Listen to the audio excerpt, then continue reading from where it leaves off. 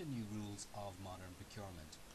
Whether you're a manager running a department or a salesperson selling into an organization, you need to know the impact on selling as much as buying.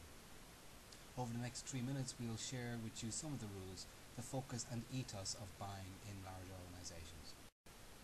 You probably have not read of these rules anywhere else, yet you are already coming up against them every day. That is a problem because sellers are setting themselves up for disappointment if they expect their customers and prospects to act counter to these principles or rules. Yet this often happens. Once a preserve of great companies such as Apple, Samsung, etc., procurement and buying rules are beginning to reach the mainstream. That means if they're not already being embraced by your customers, they soon will be. So it's time to become familiar with the rules. The first rule is perhaps the most obvious of all. In these times, difficult times, managers are required to cut spending, control costs and negotiate hard. This is the era of slashed budgets, where the manager's job is to get more for less and to do more for less. Managers must exercise great care in spending their organization's money. In short, they must buy better.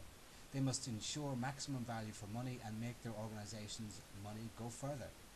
Managers must make careful decisions that are rational, logical, analytical and free from bias. They must be able to justify their purchasing decisions in the face of scrutiny. Managers cannot simply buy what they want, when they want. They must follow the rules, the organization's buying processes and procedures.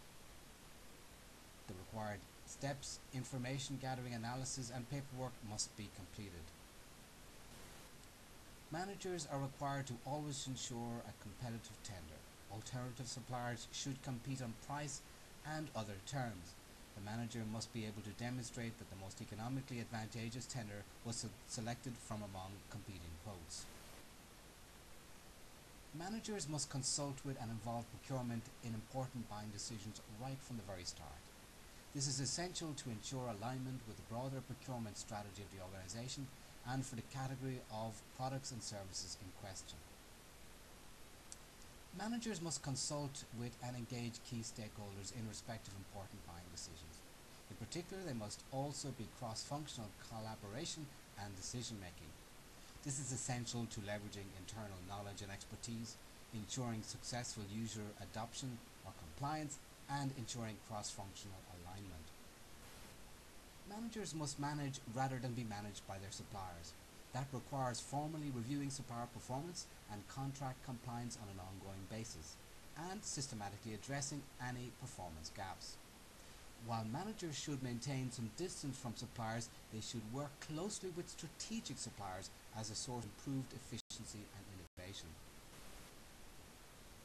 Consolidating or aggregating spend across different parts of the business and different suppliers is important to leveraging volume and reducing costs. The goal is to have fewer, better suppliers. Managers must strive to consolidate both purchases and suppliers as a result. Only buy from approved vendors, specifications, and reduce the level of SKU variety in what is purchased.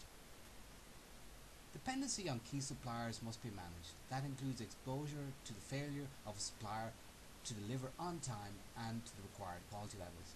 Supplier risk must be assessed, mitigated and managed. That includes second and third tier suppliers as well as the suppliers of raw materials and ingredients. Managers must close the loop in terms of reviewing results against those forecasts for major projects and purchases. Doing so presents an opportunity to maximize contract compliance, fully realize benefits, and learn any lessons required. These rules can help you sell or they can hinder the sale. To find out more, visit Buyer Insights